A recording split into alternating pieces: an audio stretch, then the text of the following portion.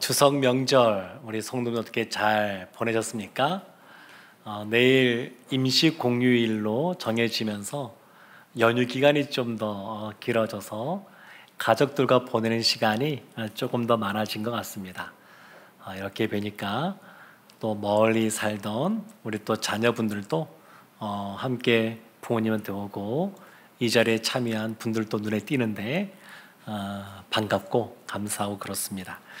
근데 어떤 분들은 이렇게 사랑하는 분들과 만나기도 하고, 또 어떤 분들은 만나고 싶어도 뭐 타국에 있거나 또 멀리 살아서 또 이런저런 상황 때문에 함께 만나지 못하는 그러한 경우들도 있습니다. 저는 이번 그 연휴 기간에 저희 두 자녀와 함께 산책할 수 있는 기회가 있었습니다. 자녀들이 좀 커가니까 산책 별거 아닌데 그거 하는 것도 쉽지가 않은 것 같습니다. 그런데 걷다가 예전에 제가 학생 때 수련회에서 했던 것이 기억이 나서 제가 저희 딸에게 이걸 주문했습니다. 야, 지금부터 아빠가 너의 손을 잡고 너를 이끌어 줄 테니 너는 눈을 감고 길을 걸어봐라. 아빠가 말하는 소리 듣고 또 손을 잡고 이끌 테니까 그렇게 한번 해봐라.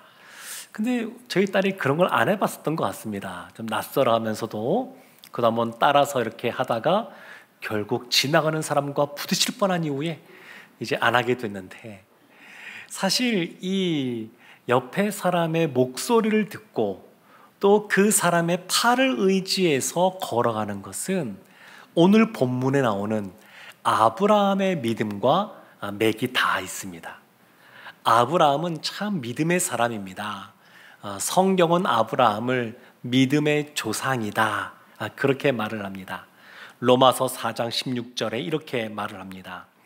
그러므로 상속자가 되는 그것이 은혜에 속하기 위하여 믿음으로 되나니 이는 그 약속을 그 모든 후손에게 굳게 하려 하심이라.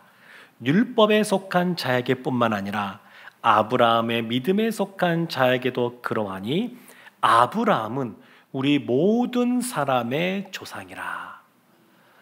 아브라함은 유대인들, 그러니까 유대 그리스도인들, 할례를 받은 그 유대 그리스도인들에게도 믿음의 조상이고, 할례를 받지 않은 이방인들, 이방 그리스도인들에게도 믿음의 조상입니다. 아브라함이 할례를 받았기 때문에 믿음으로 행했다 인정받은 것이 아니고, 할례 받기 이전에 믿음의 삶을 먼저 살았고, 하나님께서 택함 받은 구원받은 백성이라는 표징으로 할례를 주신 거기 때문에 유대 그리스도인이나 이방 그리스도인이나 신자라고 하면 누구라도 아브라함이 믿음의 조상이다, 이렇게 말을 합니다. 사랑하는 성도 여러분, 그러면 아브라함이 왜 믿음의 조상일까요? 왜 하나님은 아브라함을 믿음의 조상이라고 인정해 줄까요? 그 이유가 오늘 본문 말씀에 나옵니다. 우리 히브리서 11장 8절 말씀 한 번 더 합독하도록 하겠습니다. 믿음으로 아브라함은 부르심을 받았을 때에 순종하여 장래의 유업으로 받을 땅에 나아갈새 갈 바를 알지 못하고 나아갔으며. 아멘. 아브라함은 믿음으로 부르심을 받았을 때에 순종하였다, 이렇게 말합니다. 부르심을 받았을 때에. 제가 저희 딸에게 야, 그쪽으로 가면 안 되고 이쪽으로 와야 되고 이제 약간 오르막길이 있고 이런 이야기 해주는 것, 그거를 듣는 것 아니겠습니까?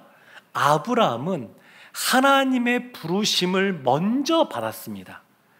거기에 대해서 믿음의 반응이 순종입니다. 그래서 하나님의 부름이 없이 순종은 있을 수가 없습니다. 항상 우리의 신앙의 출발점이 있는데 우리가 아니라 하나님입니다. 하나님이 먼저 우리를 사랑하셨고 먼저 우리를 찾아오셨고 먼저 우리에게 말씀해 주십니다.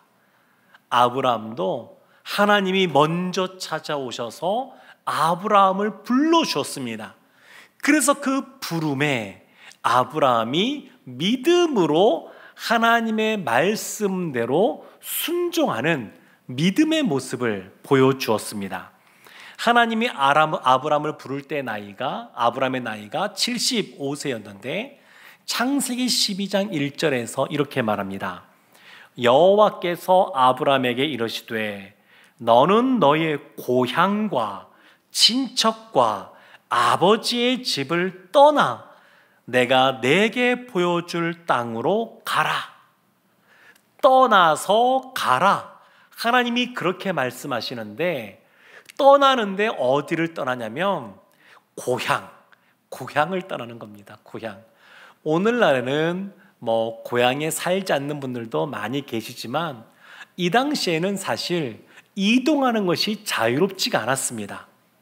아브라함이 갈대아 우르라고 하는 오늘날로 말하면 이라크 땅의 바그다드 그 정도 되는데 그곳에서 북쪽으로 1000km 떨어진 하란이라는 곳으로 갔다가 또 그곳에서 1000km 또 밑으로 내려와서 가나안이라는 곳으로 이사를 하게 되는데 그 아브라함이 떠나는 것, 그 당시에는 교통수단이 별로 발달되어 있지 않아서 오랜 시간이 걸렸다 이것만이 아니라 그 당시 사람들은 나그네라 그러면 환대하는 존재가 아니라 경계심을 가지고 있었습니다.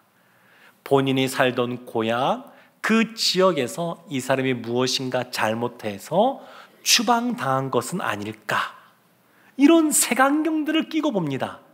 그래서 나그네로 살아간다고 하는 것은 자신의 이웃들로부터 보호받지 못하고 또 이런 시선이 있다 보니까 이동하는 중에 도둑들이라든지 도적들에게 해를 당할 수 있는 그런 위험성이 늘 있었습니다.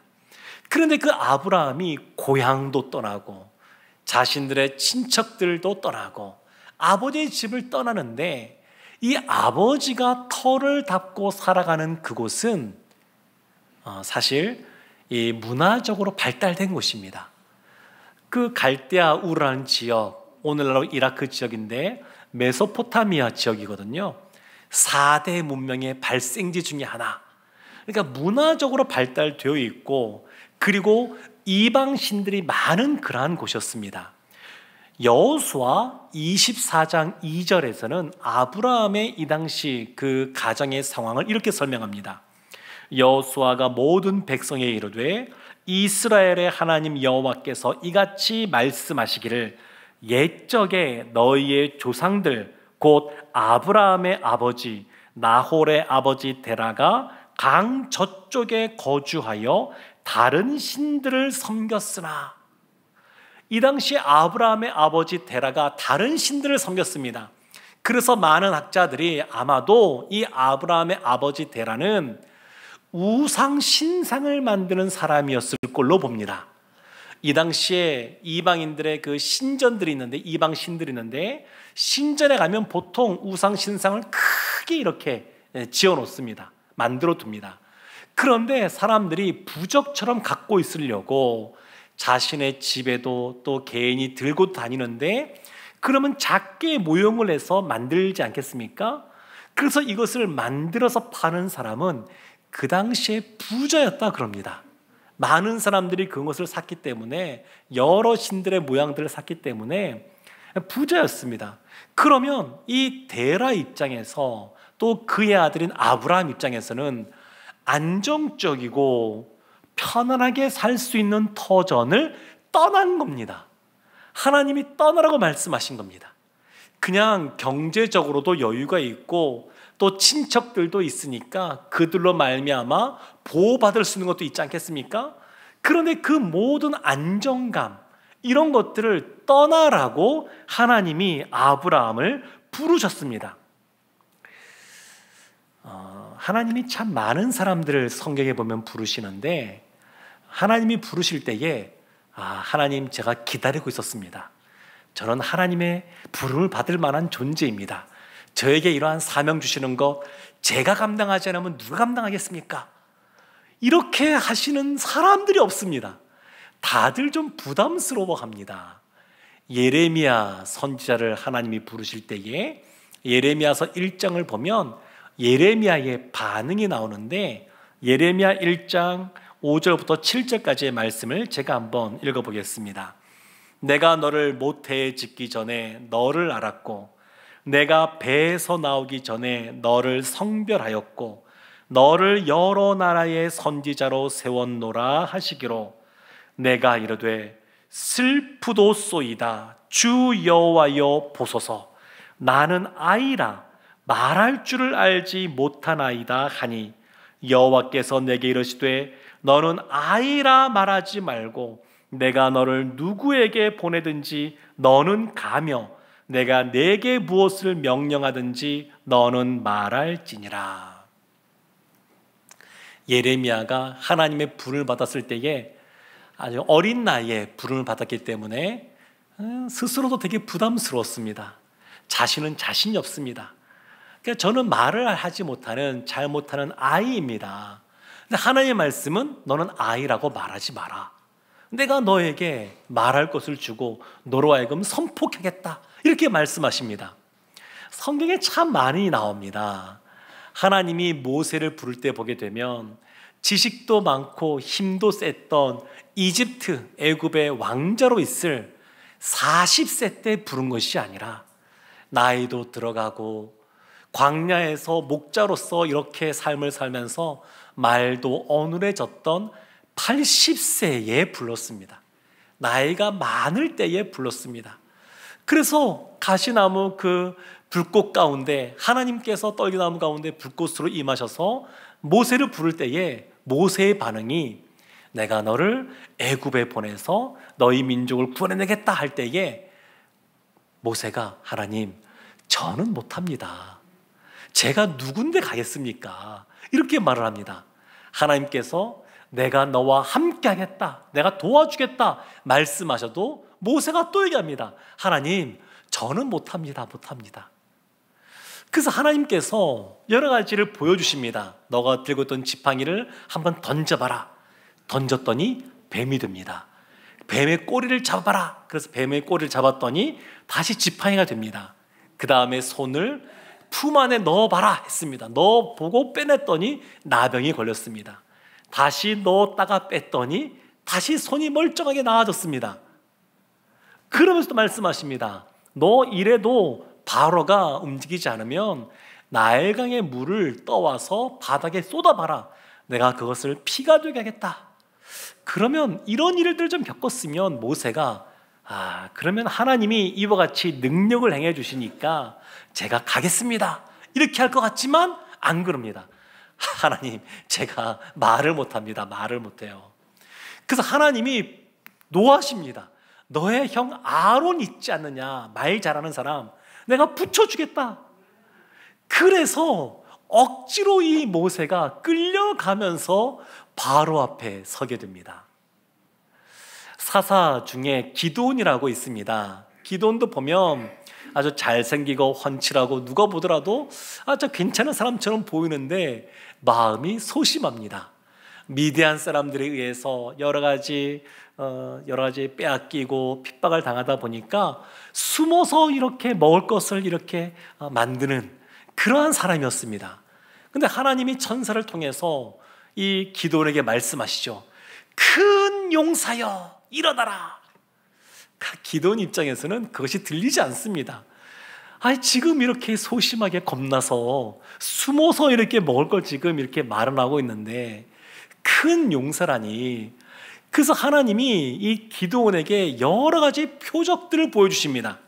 그래서 그냥 다 이렇게 마당은 다 이슬이 내려서 아침에 젖어 있는데 그 양털, 그 한 뭉치는 그냥 뽀송뽀송하게 하는 그러한 표적도 보여주시고, 그 다음 날에는 거꾸로 이것은 그 털은 그냥 물에 흠뻑 젖은 것처럼 이슬에 흠뻑 젖게 하시고 그냥 다른 땅들은 마르게 하시고, 그래도 이 기드온이 용기를 못 냅니다.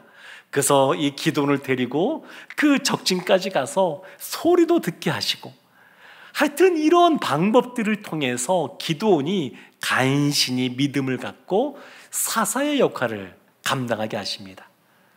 예수님 당시에 예수님의 제자들은 예수님이 부를 때 모든 것을 버려두고 쫓아갔습니다.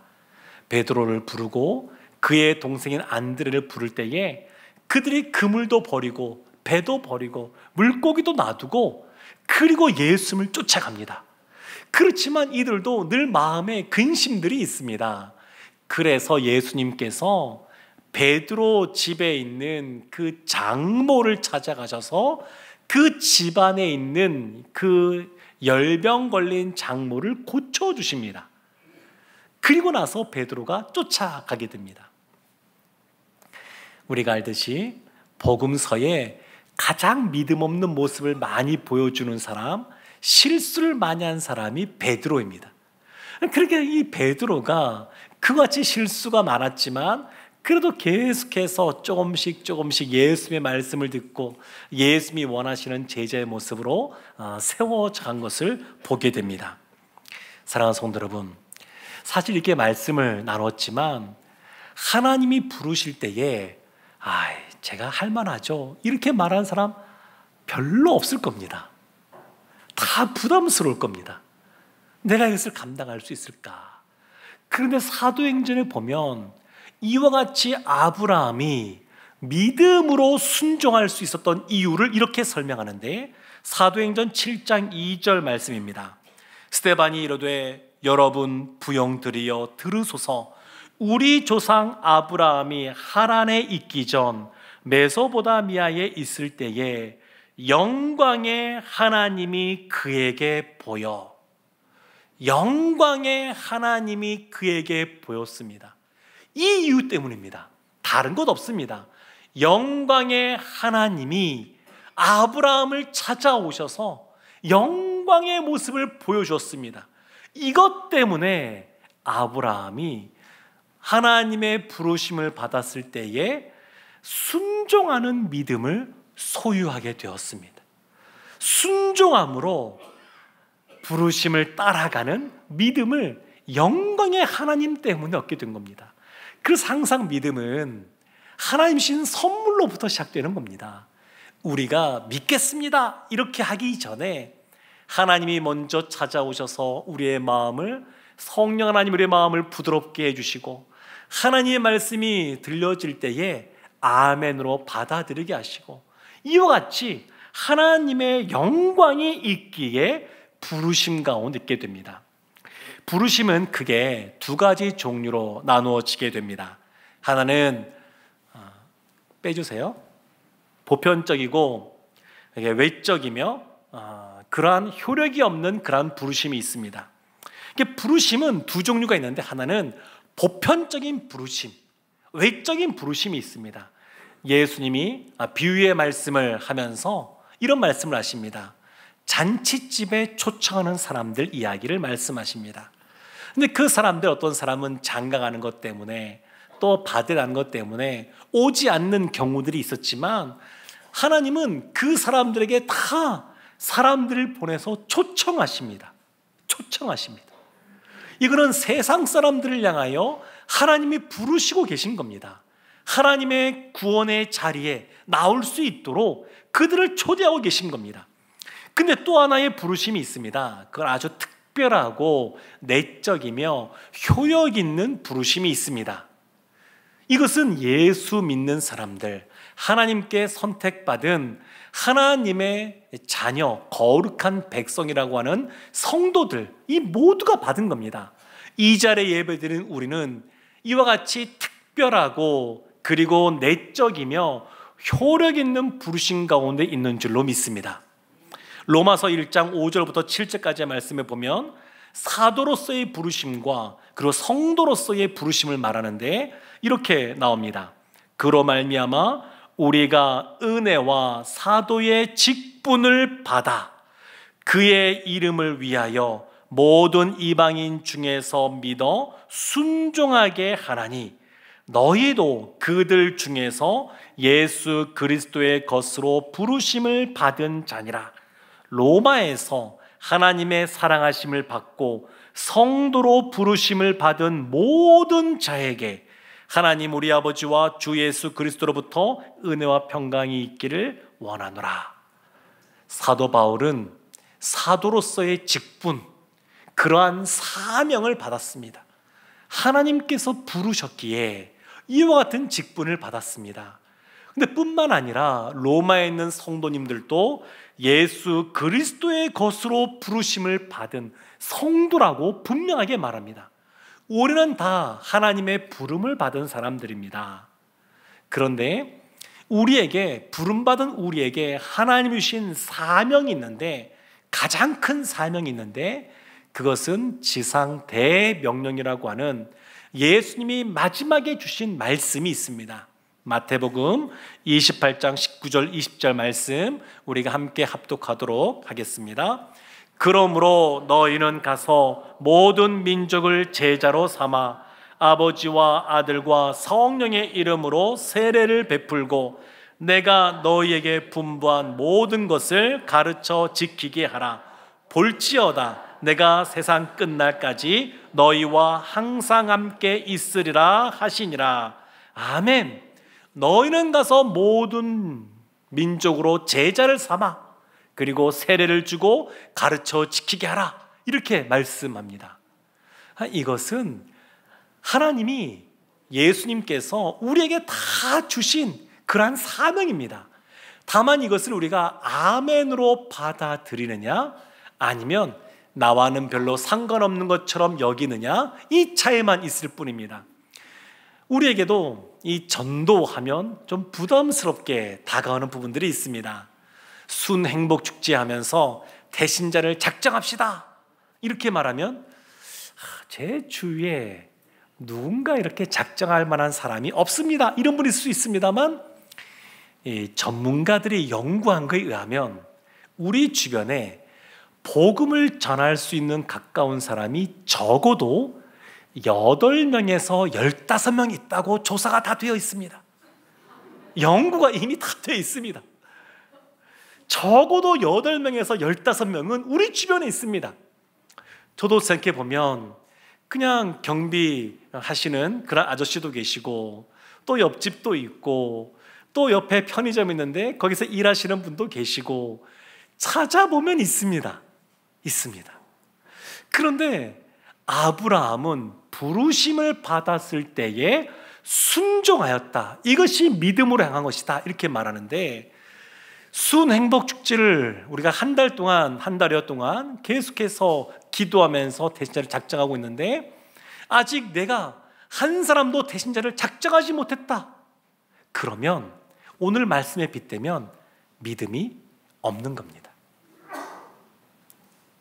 대신자 자체를 마음에 품지 않으면, 오는 것도 아니고 마음에 품고 기도조차 하지 않으면, 아브라함은 부르심을 받았을 때에 순종함으로 믿음의 조상이라고 하는 이름을 얻게 되었는데, 하나님이, 예수님이 마지막 이 땅에서 하신 가장 중요한 명령, 너희는 가서 모든 민족으로 제자를 삼아 아버지와 아들과 성령의 이름으로 세례를 주고 할 때에 이 전도에 대한 것은 너무너무 중요한 것이고, 이것을 우리가 믿음으로 반응하고 순종의 길을 걸어가야 될 줄로 믿습니다. 부담스럽습니다. 그렇지만 예수 믿는 사람에게 주신, 누구나에게나 다 주신 부르심 속에 있는 사명이 전도에 대한 사명입니다. 아브라함은 부르심을 따라가는 믿음의 모습을 보여줍니다. 근데 오늘 말씀에 보면 아브라함이 순종한 믿음이 있는데, 순종한 믿음의 모습 두 가지가 좀 구분되어져서 나옵니다. 우리 히브리서 11장 8절 말씀 한 번 더 합독하도록 하겠습니다. 믿음으로 아브라함은 부르심을 받았을 때에 순종하여 장래의 유업으로 받을 땅에 나아갈새 갈 바를 알지 못하고 나아갔으며. 아멘. 첫 번째 아브라함의 순종의 모습, 그것이 뭐냐면 장래의 유업으로 받을 땅에 나아갔다는 겁니다. 행동했다는 겁니다. 믿음은 생각에 머무는 것이 아닙니다. 믿음은 말에 머무르지 않습니다. 믿음은 행동으로 나타납니다. 믿음은 행하는 겁니다. 행하는 것. 아브라함은 행했습니다. 무엇을 행했느냐? 떠났습니다. 떠난 겁니다. 떠난 것. 떠나는 것이 사실 쉽지가 않습니다. 안정된 자신의 삶의 터전을 떠난다는 건 쉽지가 않습니다. 그런데 사실 회복도 마찬가지인데, 현재 자신의 그 삶의 상황을 부정해야, 떠나야 진정한 회복이 시작이 됩니다. 이스라엘이 바벨론 포로로 잡혀간 이후에 그들이 돌아오게 됩니다. 어떻게 돌아오냐면 고레스라고 하는 왕을 통해서 이스라엘 가운데 예루살렘으로 돌아가 성전을 건축하라는 말씀이 선포됩니다. 그때 수만 명의 이스라엘 민족이 그 말씀에 순종하여, 대부분의 사람들은 다 바벨론에서 태어나서 바벨론에서 일평생을 산 사람들입니다. 그 사람들이 삶의 터전을 버리고 예루살렘으로 돌아온 겁니다. 그래서 예루살렘에서 성전을 짓고 하나님이 주시는 예배의 은혜들을 받아 누리게 됩니다. 그러니까 이 회복도 그런 것처럼 이 하나님의 말씀에 은혜를 받는 그런 믿음의 모습도 떠나는 것으로부터 시작합니다. 믿음은 떠나는 겁니다. 떠나는 것. 그런데 떠나지 않으면 어떤 일이 벌어지냐면 장래의 유업으로 받을 땅으로 떠난 겁니다. 장래의 유업으로 떠나지 않으면 장래의 유업을 받지 못한다라는 것이기도 합니다.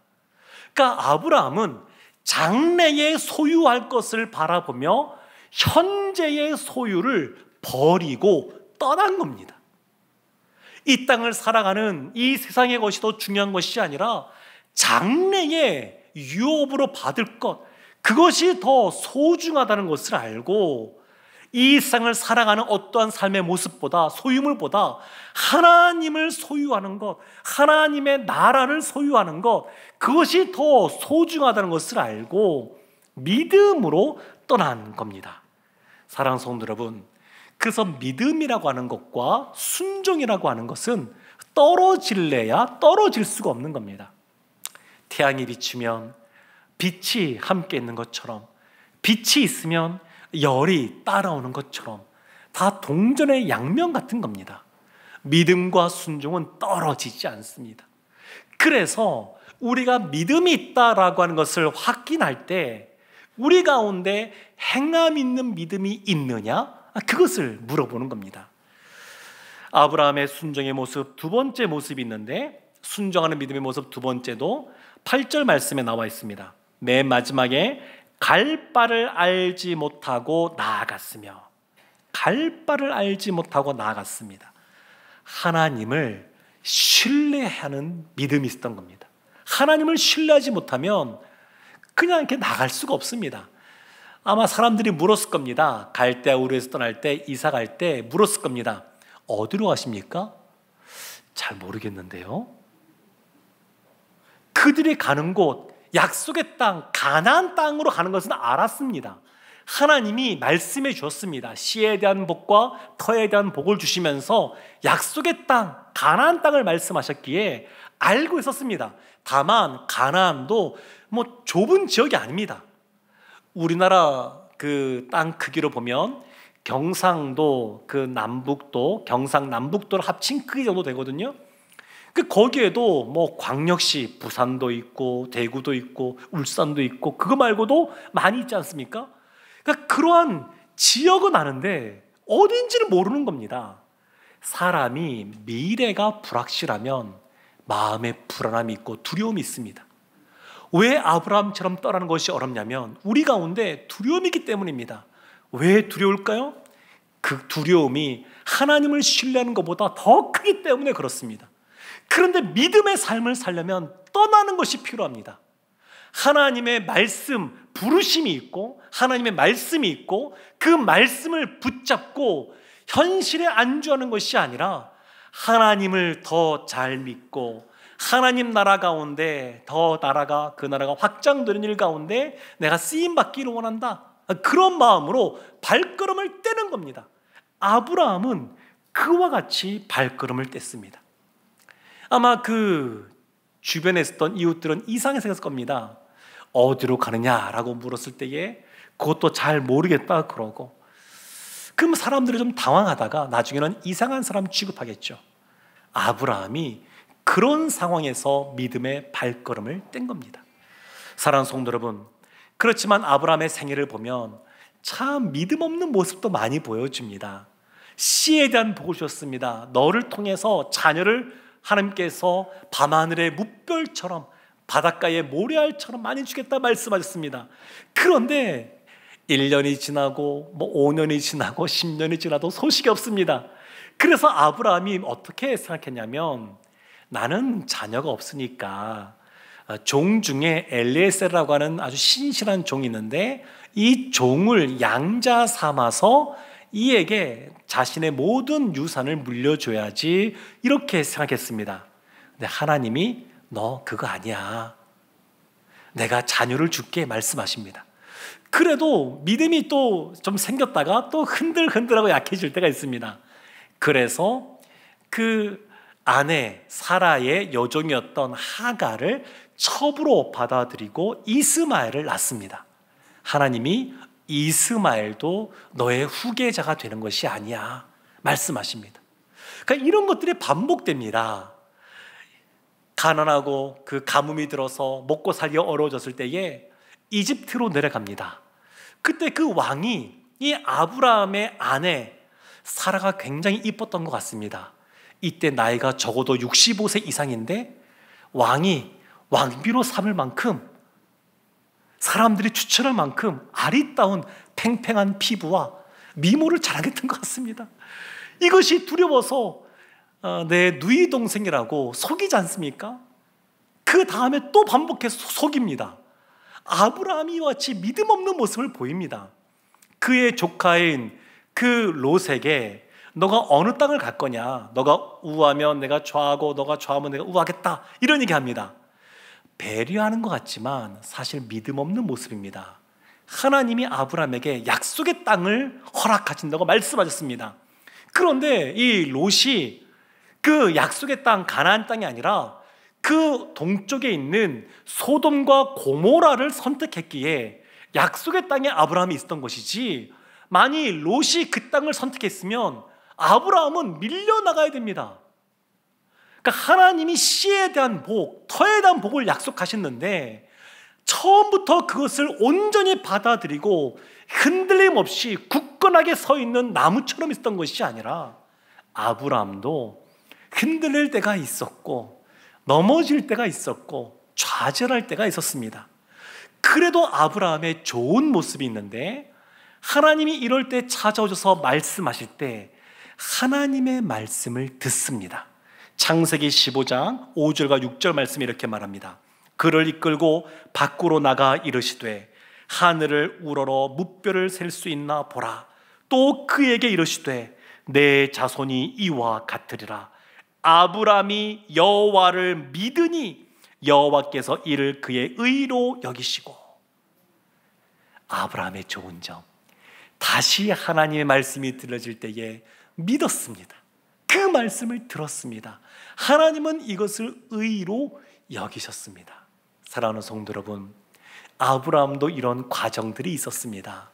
나중에 이 아브라함의 신앙의 정점은 그의 아들인 이삭을 모리아산에서 바치라라고 할 때에 주저함없이 즉시 온전히 기쁘게 순종함으로 나아갔다는 것.